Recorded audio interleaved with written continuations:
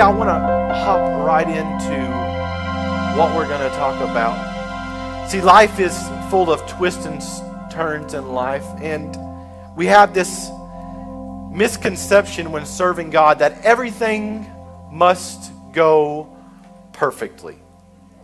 When we serve God, when we choose to give our lives to Him, we think, well, now everything's going to get in order and everything's going to be perfect. Everything's going to be great. We're going to have no issues. I'm serving God now. I'm doing right things. I'm doing good things, and everything's going to be good. That God must keep us from facing danger now, and that danger may not come our way anymore. And that is not the truth. That whenever we seek out the Lord in our lives and choose to give our life to Him, it doesn't mean that danger will never come our way. It means that He will help us in the face of danger. In the face of danger. See, we don't have to face it on our own, but we will face danger.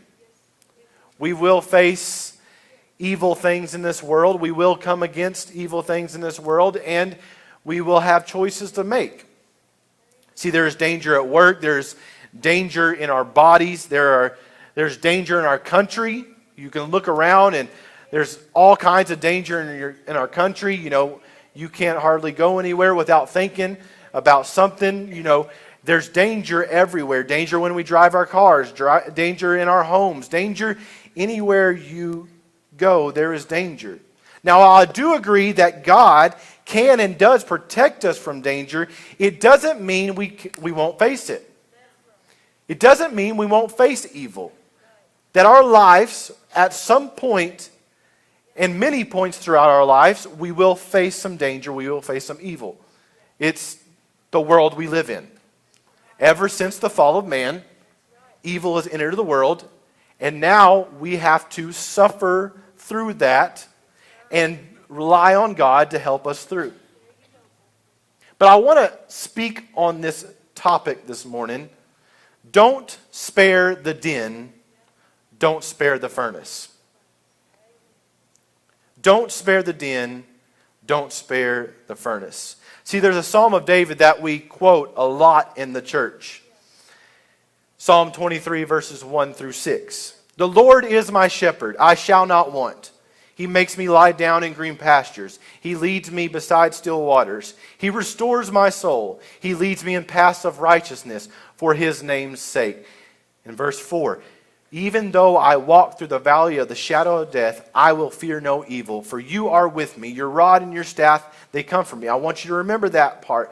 You prepare a table before me in the presence of my enemies. You anoint my head with oil, my cup overflows. Surely goodness and mercy shall follow me all the days of my life, and I shall dwell in the house of the Lord. How many has heard that scripture before? Right? I think just about everybody in here, if you've been to church twice, you probably heard it. Right? But I want to look at the middle portion of that scripture. The middle portion there says, even though I walk through the valley of the shadow of death, I will fear no evil. So what's that imply to me as the reader? What does that say to me as the reader? That I, at some point, will have to walk through a shadow of valley of death, and there will be evil that comes against me. There will be things that come against me.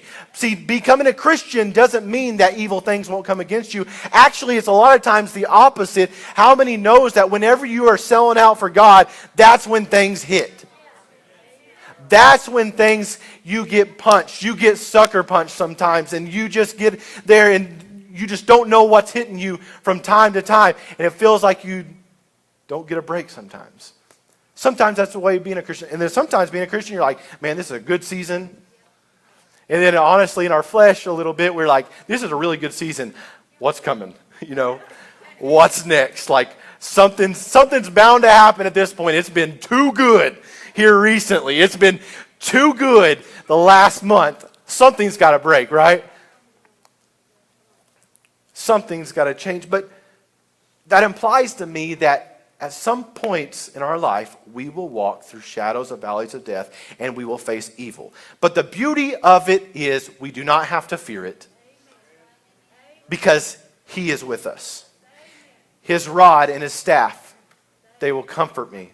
Man, what a beautiful and profound statement. See, we run over it too much, but it's so beautiful. We do not have to fear. But that middle portion does point it out, that we will face evil.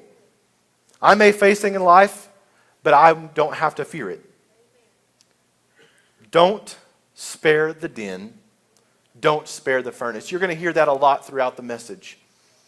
Because I want us to realize that our lives are meant for him. All of it. Every bit of it. The good and the bad of life is for him. Daniel in the lion's den. Give you a little background.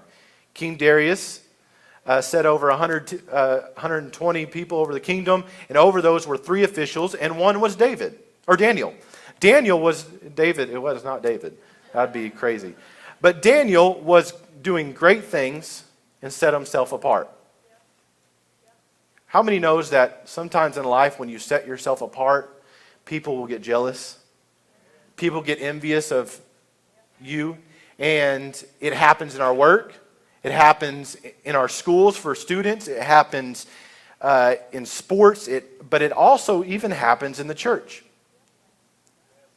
See, whenever someone lives their life, or you live your life out for someone, for God, and you're selling out for him, some people may get jealous and envious, and they're saying, you know, what's going on with them? You know, then they start to try to say things and do things that kind of discourage you and get behind you and get in your head, all those things. But people get jealous when you're set apart. Set apart in jobs, set apart in your work. You know, people get jealous, and that's the same thing here. Daniel was doing great things and set himself apart. King Darius planned on putting him over the whole kingdom. And of course, this made the others jealous. They conspired against him, but could find no wrong. Could find no wrong. And this is why it is so important in our lives that we should be not just saying, I have faith in God, but living our faith in God. Because you can come in here and put on a mask and fool some people. But whenever things come your way, if we're not living right for God, eventually that stuff, that junk, will start to come out. But with Daniel, we see they searched him over and they could find no fault. They could find no wrong. And that's why it's important for us to live our lives for God. No matter the circumstance, no matter the trouble, no matter what people say, no matter what someone did to me, someone did something bad to me, I can't retaliate because that's not showing Christ. I've got to keep on the same path and stay straight. Stay right. Stay. See, they could find no wrong in him. They conspired against him, but could find no wrong. They came up with a plan to propose an ordinance that would make it to where no one can make a petition to anyone or anything or else, and if they do, they would be thrown in a lion's den. See, people will conspire against you. It'll happen. It'll happen in life. You've got to stand fast. Stay strong. See, I love this next part. After Darius accepted and signed the document, we see in Daniel chapter 6 and verse 10, starting in verse 10, when Daniel knew that the document had been signed, he went to his house where he had windows in his upper chamber open toward Jerusalem. He got down on his knees 3 times a day and prayed and gave thanks before his God as he had done previously. See, Daniel, in our flesh, would be the smart thing. Close the window, get in a quiet place, and then pray. But Daniel said, I'm not going to change who I am because of an ordinance that was put on my life. I'm not going to change what I'm doing and what I've been doing for all this time because someone said I'm not supposed to do it. If I'm going to serve God, I'm going to serve God no matter what anybody says. I don't care what the government says. I don't care what schools say. I don't care what anybody says. That when it comes to my life, I'm going to keep doing what I am supposed to do and worship Him, seek Him, and glorify His name. See, I believe, or I would wonder, what would have happened? What would have happened if Daniel decided in his flesh, said, okay, they set an ordinance, I'm going to take a step back. I'm going to be careful. I'm going to watch my step, make sure no one sees me, no one hears me. I'm going to talk like this when I pray now, not do anything, and just make sure no one thinks I'm praying. I'm not even going to close my eyes. Doing all that, what would have happened? See, I would like to believe that they would have still tried to conspire against him. And who knows what would have happened in the den? Who would have known? Who knows? He probably would have gotten eaten because he disobeyed. He didn't do what he was called to do. He didn't get on his knees and pray. And this is where we can take a lesson. See, a lot of us don't face I don't think any of us have faced what he's facing right now. And I want you to put it out there here. Imagine with me that today the government president came out and said, look, houses of worship, churches, we're going to tell you, you can't do it anymore. You can't pray. And if we catch you, do just as they said to Daniel. We're going to throw you in a lion's den. Now, I don't think anybody in here wants to get eaten by a lion, right? I do not want to get, and that's a understandable thought. But with our lives, at what point do we stop serving God? At no point. See, if the government came in and said that, how many of us would say, okay, I'm going to be just like Daniel and say, I don't care what you say. I'm going to go back to my room. I'm going to open up the window and I'm going to pray and give my petition before the Lord. I'm not going to let it affect me. I'm not going to let it change me. I'm not going to let it keep my shout away. I don't care if they take the building. I still have a church that I can go to. I still have a God that I can glorify. I still have a God that I pray to. It doesn't matter what the world says. It doesn't matter what man says. It matters what I do with my life, and that's to glorify Him. Nothing else. What good would it be if I just give in? What good would it be if I just stand back and take it easy because I'm afraid of what may happen? Guys, I'm here to tell you, Christians have always faced persecution, and we will continue to face persecution. And this persecution that we face right now ain't near as bad as what it has been in some people's lives. But we will face persecution. And what are we going to do in the face of it? What are we going to do in the face of it? Verse 11. Then these men came by agreement and found Daniel making a petition and plea before God. Then they came near and said before the king concerning the injunction, O king, did you not sign an injunction that anyone who makes petition to any god or man within 30 days except to you, O king, shall be cast into the lion's den? The king answered and said, the thing stands fast, according to the law of the Persians, which cannot be revoked. Then they answered and said before the king, Daniel, who is one of the exiles from Judah, pays no attention to you, O king, or the injunction you have signed, but makes his petition 3 times a day. Then the king, when he heard these words, was much distressed and set his mind to deliver Daniel, and he labored till the sun went down to rescue him. Then these men came by agreement to the king and said to the king, Know, O king, that it is law of the Persians that no injunction or ordinance that the king establishes can be changed. So they're holding them to it. They've got them to sign it. Now you gotta follow it out. You've got to do it now. Then the king commanded, and Daniel was brought and cast into the den of lions. The king declared to Daniel, "May your God, whom you serve continually, deliver you."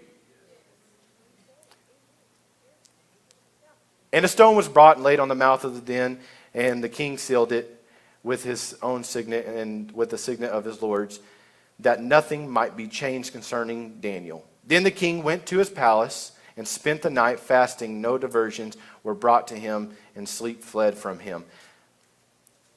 How many of us have gotten ourselves into a situation where we lost sleep?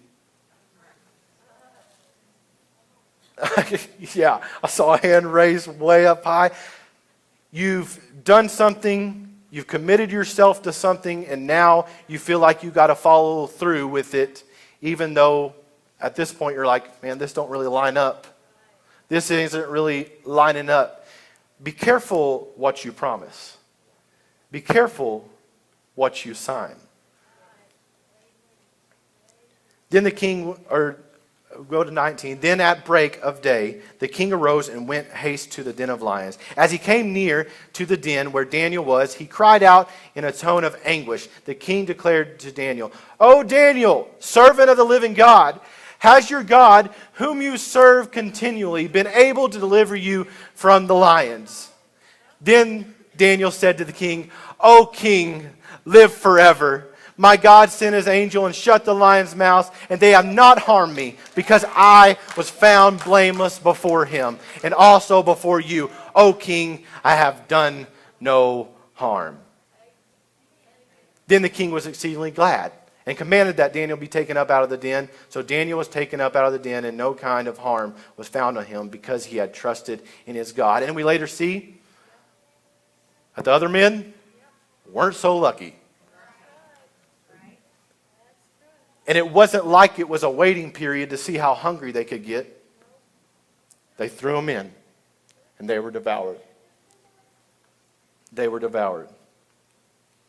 See, in the church, we have this misconceived notion that when we become saved, we will face no evil. If we live our lives right, if I do the right things, if I say the right things, if I act right, if I give my tithes, if I give offering, if I do all these things, then I will not face evil. I will not face persecution. And then we're shocked whenever something comes against us and we're like, "God, where are you at in this?" We're shocked. But the Bible doesn't say we won't face persecution. The Bible doesn't say we won't face evil. It doesn't say become a Christian and everything will be perfect. It's actually kind of the opposite.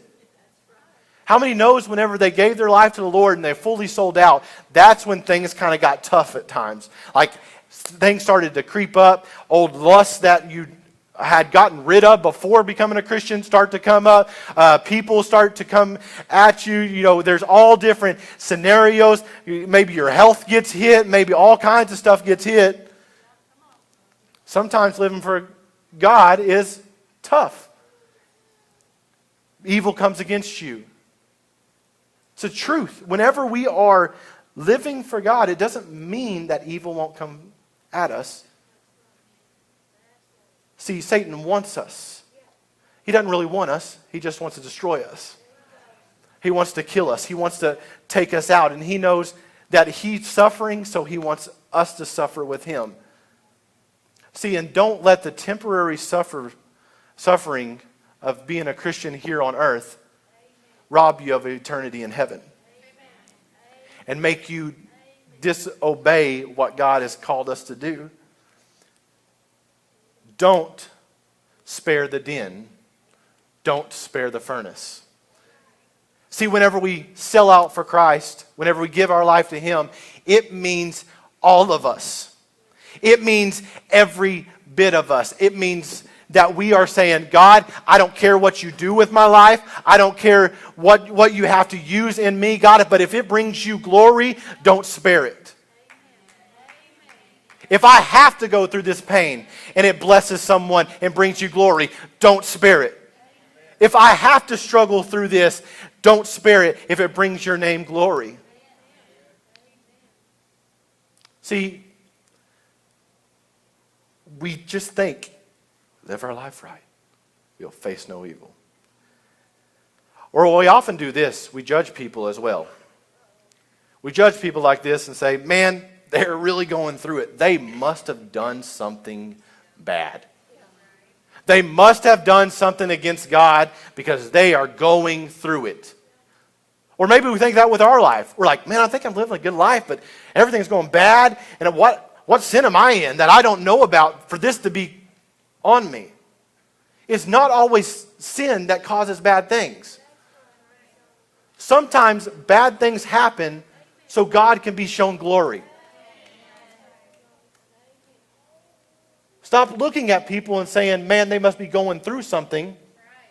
Start looking at them and say, man, God's about to show His glory. God's about to do something that is miraculous, that can't be explained, that can't be written down in a book, that can't be explained by science, that can't be explained by math. Some of us in here have had financial situations that shouldn't have been taken care of like that by God. It's unexplainable what God does. But if we're not willing to be in the den, God's glory can't be shown. If we're not willing to say, I will go in the fire, I will be in the furnace, God's glory will not be shown. See, this life that we live here, even the hurts and the pains, it isn't about us. It isn't about me. It isn't about you. The pain, the torment, the struggle, the suffering, while being a Christian, isn't about us. It's about Him. It's about bringing Him glory. See, we look at it all wrong. We say, God is putting me through this. Thank you, God, for letting me go through this. Thank you, God, for allowing me to have this opportunity to show your glory. Thank you, God, for using me in this. Thank you, God, for throwing me in the den so I can see your glory. How many has had a situation in your life where you look back on, where God brought you through to help you through another situation? You just look back on that and it gives you strength in the middle of the fight. It gives you strength whenever you're facing adversity because, man, if God brought me through that, He'll bring me through the next thing. Don't spare it, God. Whatever you want to do with my life, do it. As long as it brings glory to your name. We can live our lives perfect and blameless before God and still face evil. See, a lot of the stories that are preached and talked about in the Bible are stories where godly people faced evil things. A lot of the things that make us shout. A lot of the things that we love to hear.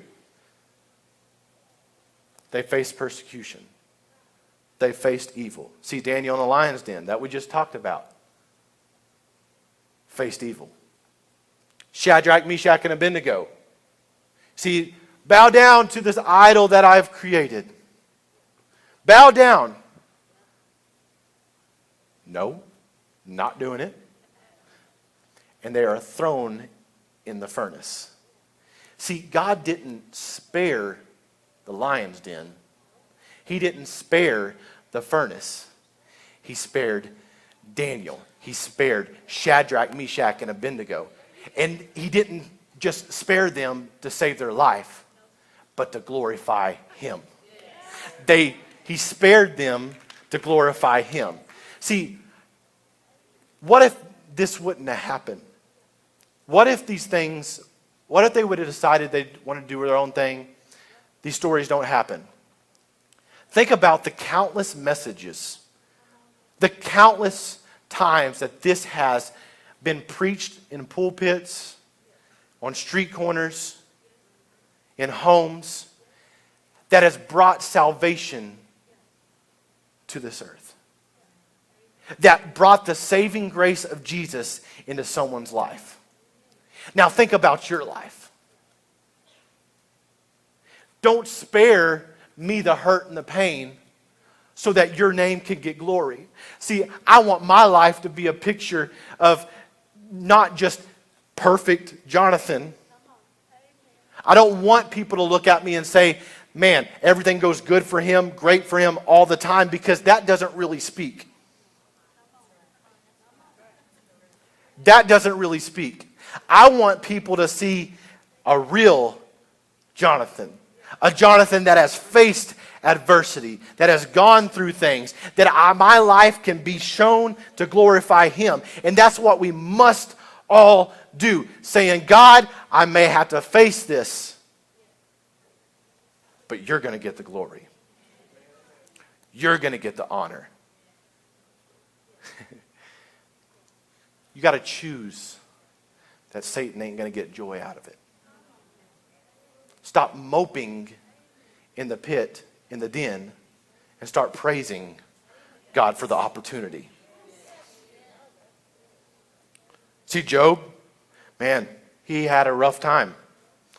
If anybody had a rough time, that dude did. He faced a lot. Faced a whole lot. Joseph was the most beloved by his father, Jacob, yet hated by his half-brothers. Joseph struggled at home in a foreign land.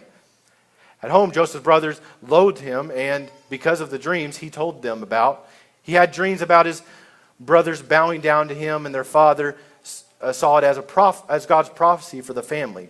Driven by envy, the brothers sold Joseph to traveling merchants, making their father believe Joseph was already dead.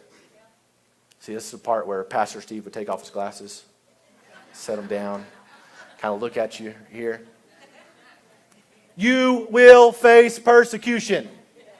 You will. Even your own family may turn their back on you. Maybe your own family will say things about you that try to destroy you. You're going to face it. Moses never thought of leading the exodus of God's people to the promised land. He was just a shepherd and was slow of speech and tongue. However, Moses' encountered with God made all the difference.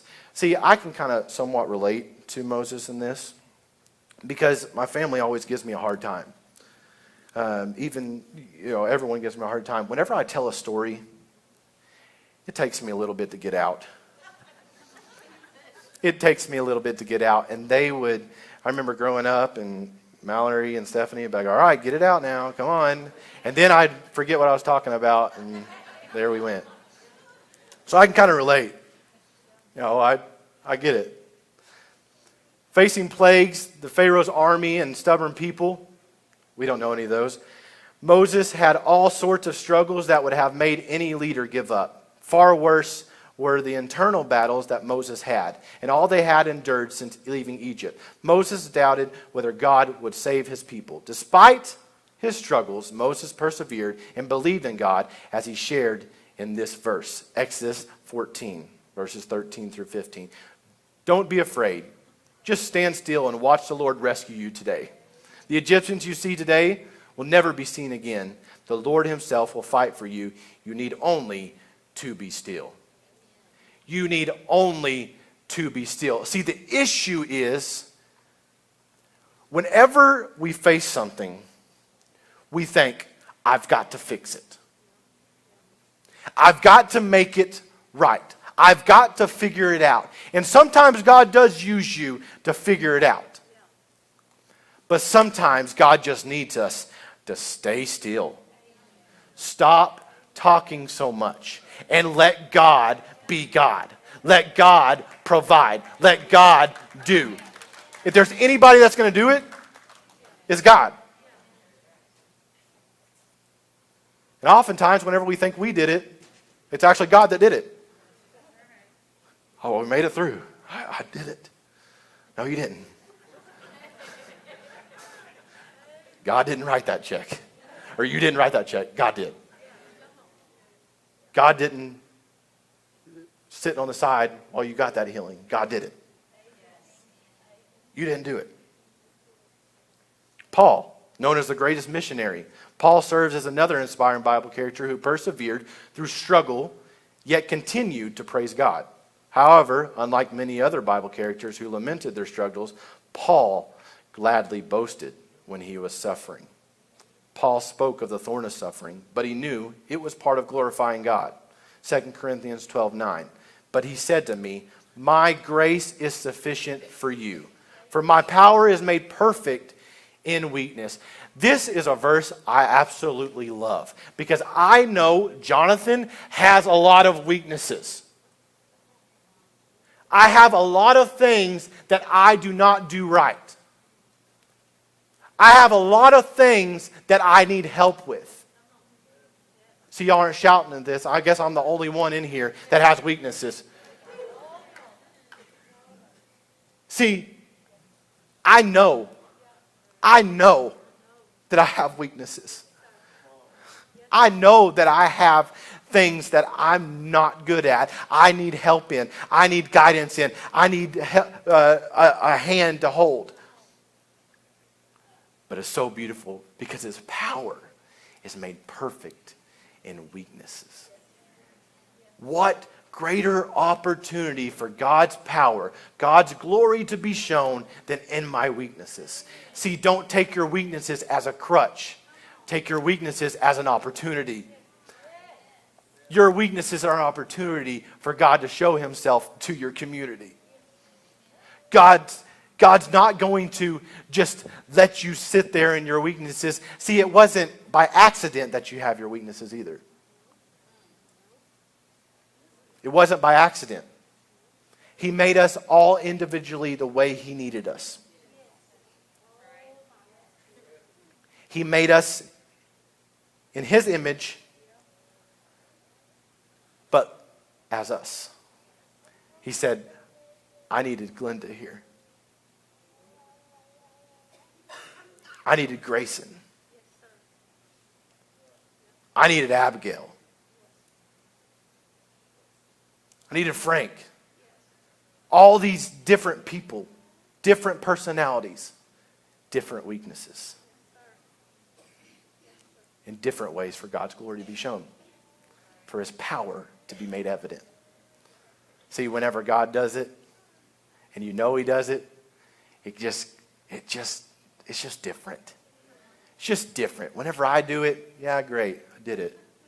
You know, but whenever God does it, and you're like, that is the coolest feeling in the world. Nothing is better than whenever you know God did this. I didn't do it. My family didn't do it. My friends didn't do it.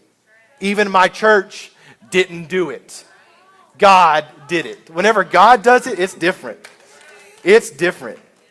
But therefore I will boast all the more gladly about my weakness so that Christ's power may rest on me. Lord, let your power rest on me because of my weaknesses. Oh, what a beautiful and profound statement. Use my weaknesses, God. Even Jesus. This list would be incomplete without including Jesus on this.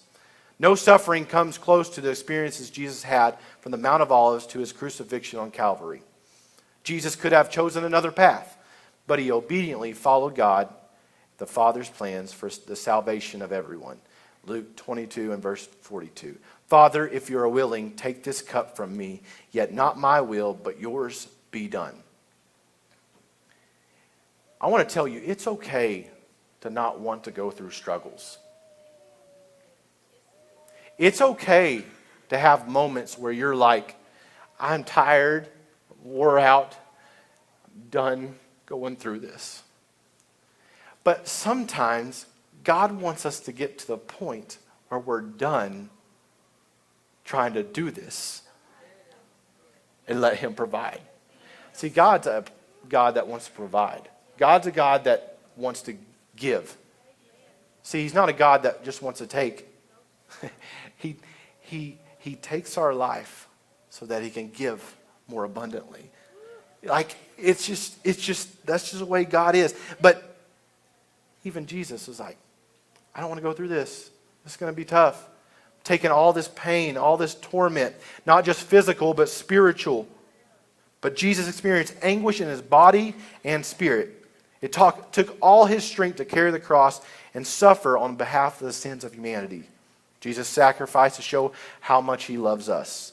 See, there are many lessons we can take from the sufferings of Jesus Christ. Whatever suffering we have, we can always surrender them to God, especially when we struggle in life. Let us be reminded that God will never abandon us. God will never leave you. And don't get this lie in your head that whenever you're going through something and you're going through it for a while, God has left you. God has left you. Heard people say, I just feel like God's left me. We've all heard people just feel like God's just not there. He is. He's just waiting for the right time, the right opportunity. Because today it may not impact as many people as it would tomorrow. He's just waiting for the right moment. God knows the time. He knows the reason. He knows the why. Being a Christian and surrendering to him makes our life not about us, but about his purpose for us, for his glory. See, this life isn't about us. Nothing here is about us. Nothing here is about Jonathan. On this stage, as I preach, it's not about me. Anywhere I go, it's not about me. Anything I face, it's not about me. Any struggle I have to go through, it's not about me.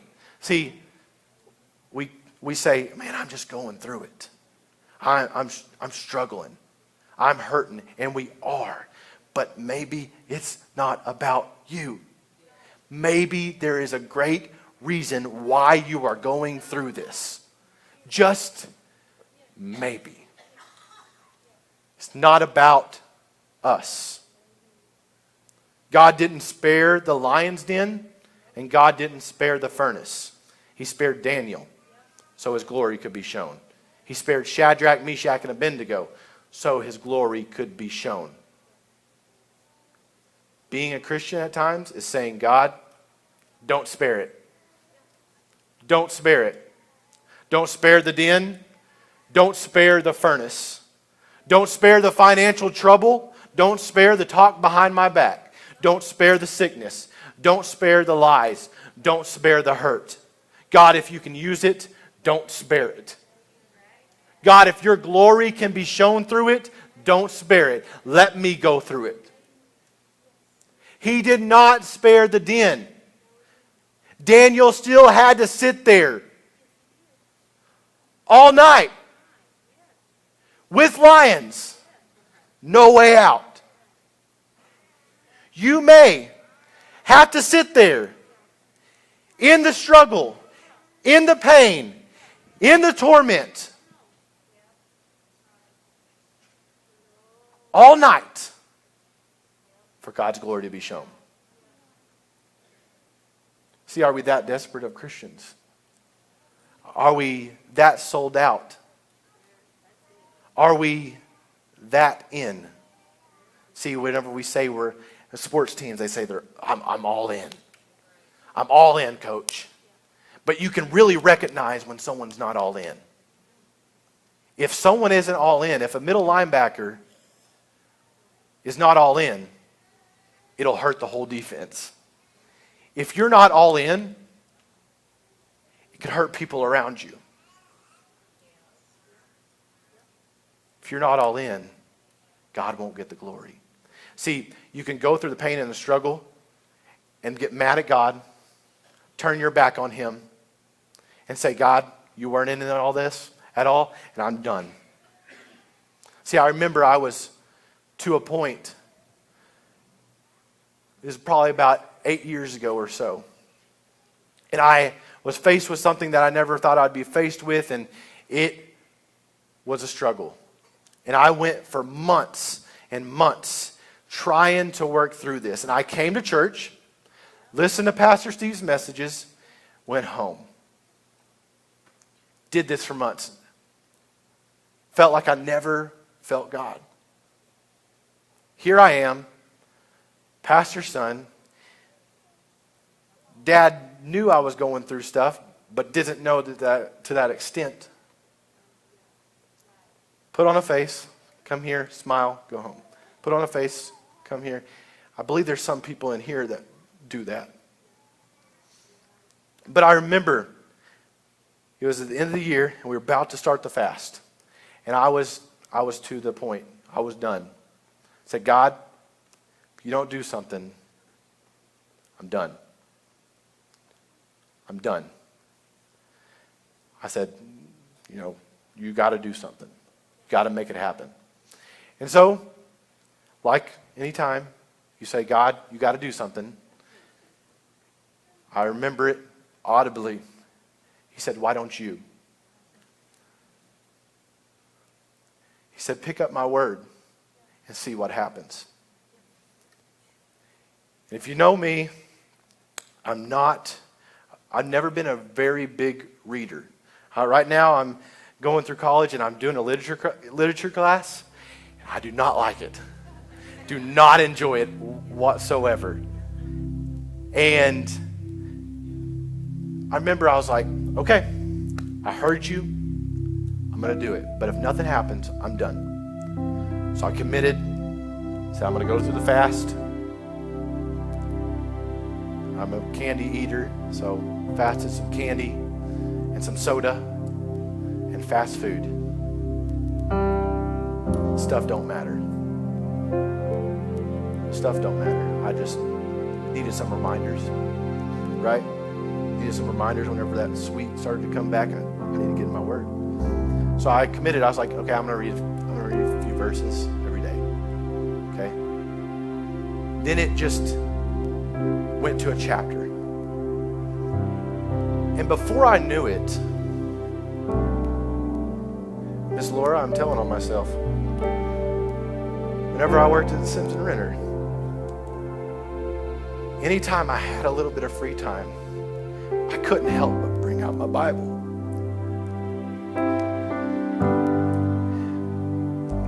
And as time went on, here I am, not a reader, couldn't get enough.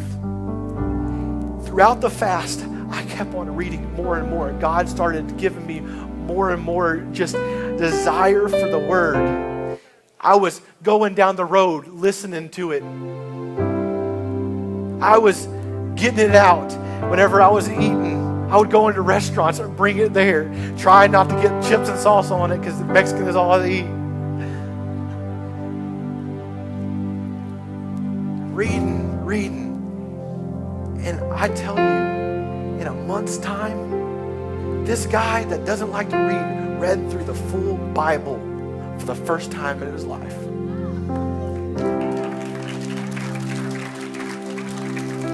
See, I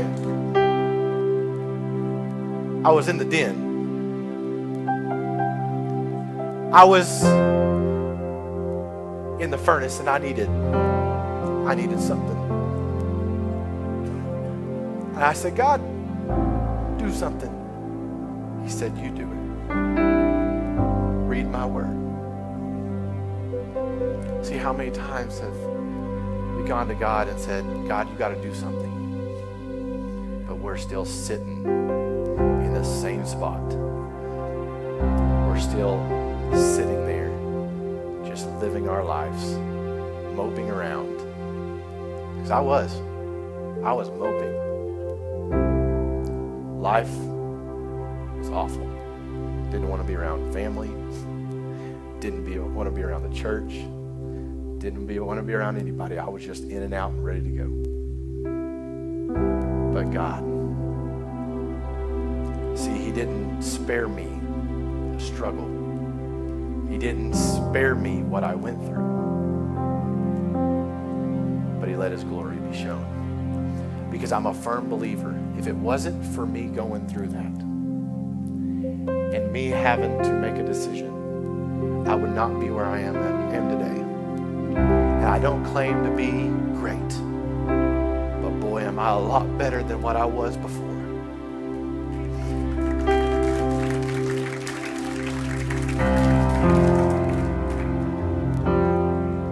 God, if you can use it, don't spare it. 1 Peter 3:14. But even if you should suffer for righteousness' sake, you will be blessed. Have no fear of them, nor be troubled.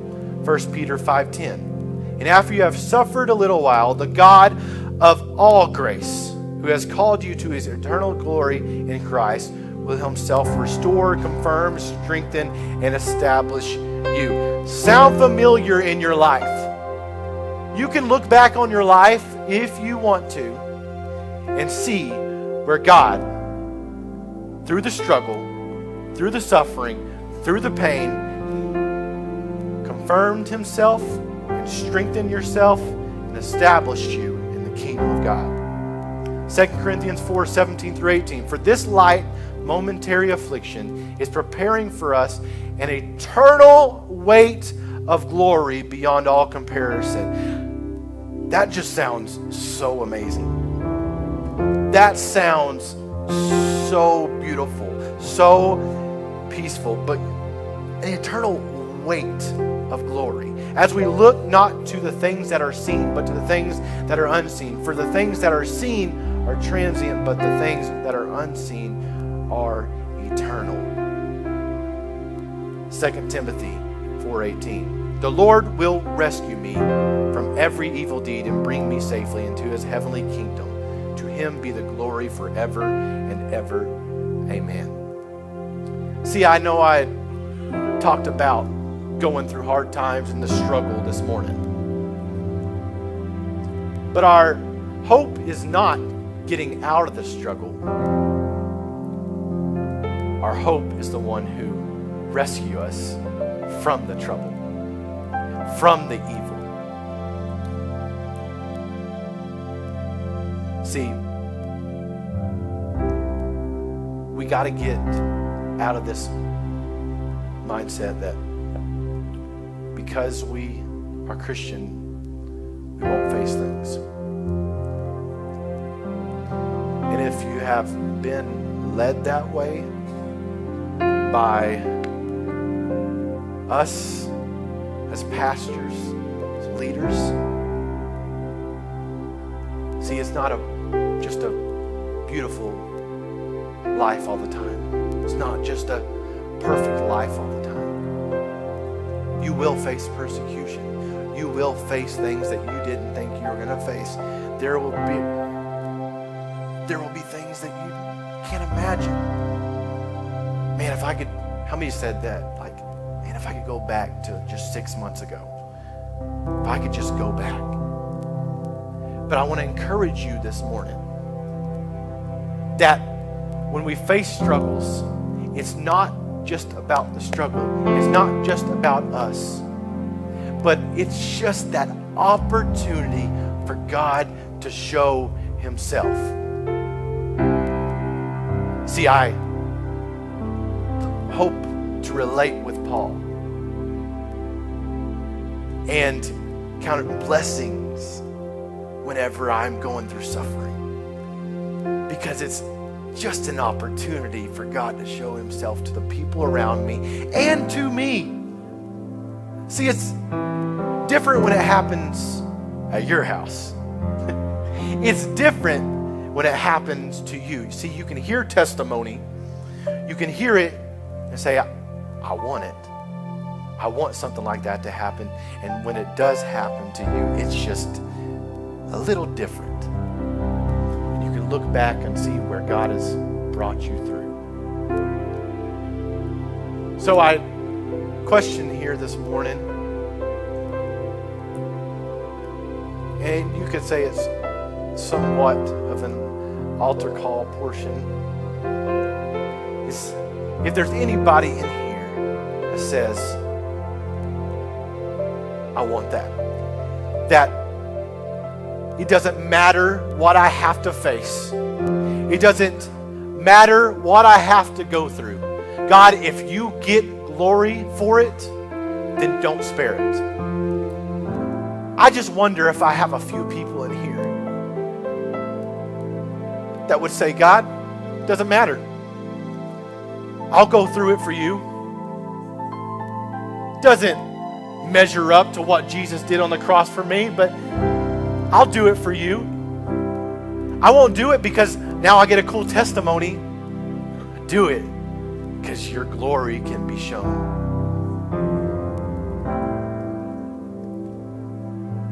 See, I think back,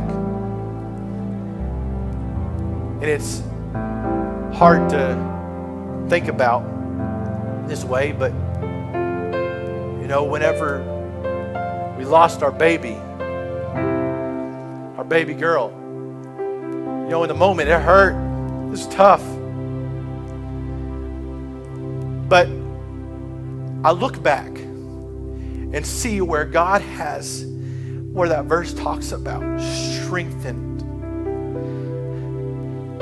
and built me up and built my wife up, and then not only built us up, but was able to use it for His glory. This may be confusing to some in here, but if God had to represent that to me, say, don't spare it. Don't spare it, because the glory that was shown through it was worth it. It's worth it. Is it worth it this morning? Saying, God, it doesn't matter what I face. It doesn't matter what I go through. If it brings you glory, use me. Use me. Lord, we thank you, God, for this morning. We thank you. God, in the face of evil, we don't have to face it alone, God. Lord, and it isn't just a evil we are facing, God, that is going to come through and just be in all vanity, God, but Lord, that you use it as an opportunity to bring your name glory. God, I pray that as we come here, God, that this isn't just a place we come to enjoy one another, God, but to glorify you in all of our lives. Every part of our life, God, the good and the bad, God, the struggle, the things we face, God. Lord, I pray that our attitude changes when it comes to things that we may face in life, whether it be health, whether it be financial, whatever it may be, Father God, that our minds are shifted to not think, woe is me, but God, thank you for this opportunity to glorify your name. Because every breath is an opportunity to do just that. In your name we pray. Amen. I don't ever want to end a service without an altar call. So if you are here this morning and you've never accepted Jesus into your heart, this is the most important part of the service. This right here, what you will make today will impact eternity. And you are wanted, you are needed in the kingdom of God. So if that is you and you want to accept Jesus into your heart, He died and rose again for our sins. Not just yours, mine too. You're not alone. And if that's you this morning, I'm going to ask you, this may be tough and it may be awkward, but if that's you this morning, I'm going to ask you to come up to the front. And we will have people up here to pray with you. And you will leave here saved. I'm just going to give a few moments. Thank you, God, for everybody in this room. Praise you, God. Thank you, Jesus. Thank you, Jesus. Can I get some guys to come up here and pray? This may be rededication. This may be a recommitment. Just lead him through the prayer. Yeah, I know him. He's a great kid. Just rededicating. Just saying, I need Jesus. I need Jesus. So if that's you, it's not too late. If you need to rededicate, if you're saying, man, I've been kind of moping in my struggles, and I've been looking at it wrong, and I need to kind of repent of that mindset, I encourage you, whether it be right where you're at or you come up here to the altar, do it. I had to. Things you go through, it's just an opportunity. It's an opportunity. Let God's glory be shown.